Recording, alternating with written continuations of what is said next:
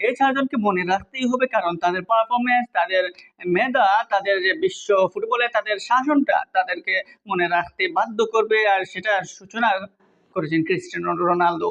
Cristiano Ronaldo আমরা দেখেছি ২০০৬ বিশ্বকাপ থেকেই তিনি মোটামুটি আলোতে আসেন এবং পর্তুগালকে কিভাবে বিশ্ব ফুটবলে অন্যতম একটা দেশ বানানো যায়, সেই ক্ষেত্রে ক্রিস্টিয়ানো রোনালদোর ভূমিকা কিন্তু কখনোই ভুলতে পারবে না পর্তুগালের সমর্থকরা। শুধু দেশের স্বার্থে নয়, ক্লাব পর্যায়ে ক্রিস্টিয়ানো রোনালদো ছিলেন সর্বসর্বা। কারণ তিনি যখন ব্রাজিলিয়ান অন্যতম ফেভারিট প্লেয়ার কাকা পরবর্তী যখন তিনি এসেছিলেন ফুটবল রাজত্ব করতে, তখন কিন্তু ক্রিস্টিয়ানো রোনালদো ছিলেন সবার আগে। এবং পরবর্তীতে যদিও লিওনেল মেসি এসেছেন, তারপরেও লিওনেল মেসির সাথে ক্রিস্টিয়ানো রোনালদো সব সময় ছিলেন হার প্রতিদ্বন্দ্বী। এবং সেখানে দেখা গেছে এক বছর যদি Lionel Messi FIFA best player হন, তাহলে অন্য বছর দেখা গেছে ব্যালন ডি অর পুরস্কারটা চলে গেছে রোনালদোর ঝুলি। তাই রোনালদোর অবদান কখনোই ভুলবে না ফুটবল বিশ্ব এবং ফুটবল প্রেমীরা।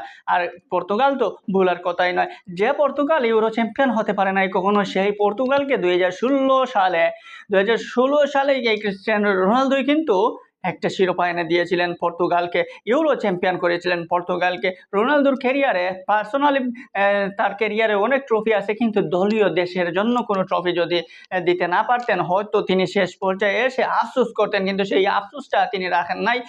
রোনালদোর জুনিতে দলীয় পারফরমেন্স বলতে এই ২০১৬ সালের ট্রফিটা, আর সেই ট্রফিটাই হচ্ছে তার দেশের জন্য সবচেয়ে বড় একটা অর্জন। আর সেই অর্জনটা কিন্তু এই রোনালদোর হাত ধরে হয়েছে। আর সেই রোনালদোর পাশে সবসময় থেকেছেন পেপে। ৪১ বছর বয়সে এসেও তিনি এই ইউরোতে যে ধরনের পারফরমেন্স করেছেন, তার দলের অন্যান্য ডিফেন্ডারের চেয়ে তিনি ছিলেন তার পারফরমেন্সের দিক দিয়ে এগিয়ে। ট্যাকল বলেন বা সেভ বলেন, সব দিক থেকে কিন্তু পেপে ছিলেন অনেকটা এগিয়ে। তাই পেপে এবং রোনালদো জুটি পর্তুগালের জন্য অনেক বড় একটা জিনিস। আর সেই জিনিসটা হয়তো মিস করবে এই পর্তুগিজরা। আগামী ইউরোতে হয়তো এই রোনালদো পেপেরা থাকবেন না, কিন্তু তাদের পারফরমেন্স এবং তাদের যে শক্ত মানসিকতা, সেটা কিন্তু মনে রাখবে ফুটবল প্রেমীরা। এই রোনালদোর সম্পর্কে যতই বলবেন আপনি বলার শেষ নাই, কারণ CR7 তিনি একটা নাম নয়, তিনি একটা ব্র্যান্ড হয়ে গেছেন এই মুহূর্তে ফুটবল প্রেমীদের জন্য।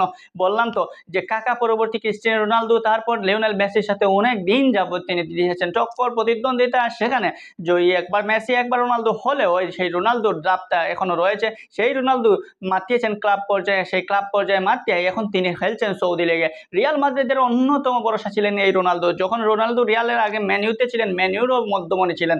ম্যানইউ পরবর্তী তিনি আসলেন রিয়ালে এসে রাজ করলেন। সেই রাজের পরবর্তী শেষ সময়ে এসে সৌদি লিগে একটা দলে আছেন। সেইখানে বলা যায় যে রোনালদোর ব্যক্তিগত পারফরম্যান্স তার জন্য সন্তুষ্টি, এবং তার ব্যক্তিগত পারফরম্যান্স তাকে মনে রাখার মতো একটা পর্যায়ে নিয়ে গেছে। সেই পর্যায় থেকে রোনালদো চিরস্মরণীয় হয়ে থাকবেন প্রত্যেকটা ফুটবল প্রেমীদের জন্য। এখন আসি জার্মানের দুই তারকা সম্পর্কে। জার্মানের বিশ্বকাপ জয়ী তারকা টনি ক্রুস এবং টমাস মুলার।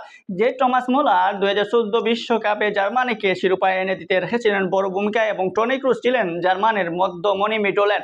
সেই টনি ক্রুস এবং টমাস মুলার যদি টমাস মুলারকে মিস করতে যাচ্ছে জার্মান ফুটবলাররা। ২০১৪ বিশ্বকাপে যখন জার্মানি চ্যাম্পিয়ন হয়েছিল, তার আগে কিন্তু জার্মানি সবসময় খেলতো সেমিফাইনাল, ফাইনাল, কিন্তু কখনোই তারা শিরোপার স্বাদটা দ্রুত পায় নাই। কারণ তারা এর আগে ২০০০ সালের পূর্বে কিন্তু তারা শিরোপা জিতেছিল। সেই শিরোপা জয়ের পর ২০০০ সাল আসার পর থেকে তারা কিন্তু সেই শিরোপাটা পায় নাই। ২০০২ এর ফাইনালেও কিন্তু ব্রাজিলের কাছে হেরেছিল। ৬-এ তারা সেমিফাইনালে হেরেছিল। পরবর্তীতে ১০-এও তারা সেই সেমিফাইনালে গিয়ে হারে। কিন্তু ১৪-তে এসে টমাস মুলার এবং টনি ক্রুসের দুর্দান্ত পারফরমেন্সে শেষ পর্যন্ত তারা শিরোপাটা গড়ে তুলে নেয়। এই টমাস মুলার এবং টনি ক্রুস তো ইউরোর আগেই বলে দিয়েছিলেন যে এই ইউরোটা তার শেষ, এবং সেখানেই তার সমাপ্তি করতে যাচ্ছে আন্তর্জাতিক ফুটবল ক্যারিয়ার, এমনকি ক্লাব পর্যায়ের ফুটবল ক্যারিয়ারেরও। সেই হিসাবে টনি ক্রুসের এই ইউরোটা অনেকটা স্মরণীয় হয়ে থাকতো যদি স্পেনকে টপকে তারা সেমিফাইনাল কিংবা ফাইনাল খেলতো। যদিও ভাগ্যবিধাতা তাদের পক্ষে নাই, তারপরেও তাদের পারফরমেন্স ভুলার নয়। কারণ তারা যেভাবে গরুয়া লিগে পারফরমেন্স করেছেন, সেই ঠিক একইভাবে তারা জাতীয় দলের হয়ে সার্ভিস দিয়েছেন। জাতীয় দলে তারা বিশ্বকাপ জয়ী তারকা। গরুয়া লিগে রয়েছে টনি ক্রুসের রিয়াল মাদ্রিদের হয়ে অনেক শিরোপা। সেই টনি ক্রুসকে আপনি ভুলতে পারবেন না। অপরদিকে টমাস মুলার, টমাস মুলার জার্মানির মিউনিখ মাতিয়ে তিনি জাতীয় দল জার্মানি দলে খেলেছেন। জার্মানির মিউনিখের হয়ে তারও ব্যক্তিগত পারফরমেন্সে রয়েছে অনেক পুরস্কার, জাতীয় দলেও রয়েছে তাদের একটা জোড়া সাফল্য, আর সেই সাফল্যের মধ্যে অন্যতম হচ্ছে বিশ্বকাপ জয়। তাই বলা যায় যে টনি ক্রুস এবং টমাস মুলার ভাগ্যবান, এবং জার্মানরা ভাগ্যবান যে টমাস মুলার এবং টনি ক্রুসের মতো দুইজন প্লেয়ার পেয়েছিল এবং তাদের কল্যাণে তারা শিরোপা পেয়েছিল।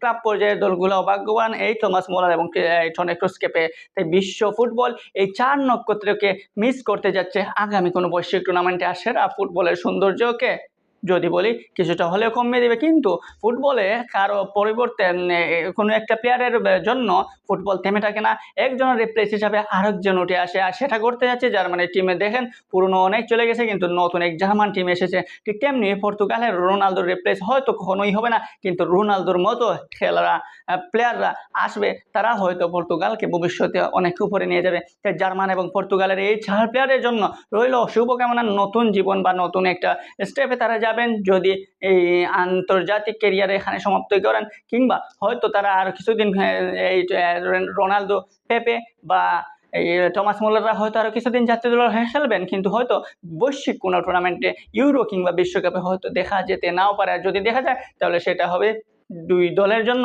সেটা হচ্ছে অনেক বড় পাওয়া। আশা করি এই 4 প্লেয়ারকে মনে রাখবে ফুটবল প্রেমীরা এবং তাদের অবদান কখনোই ভোলার নয়। তাই নতুন করে আবার কিছু বলার নাই, শুভকামনা তাদের 4 জনের জন্য।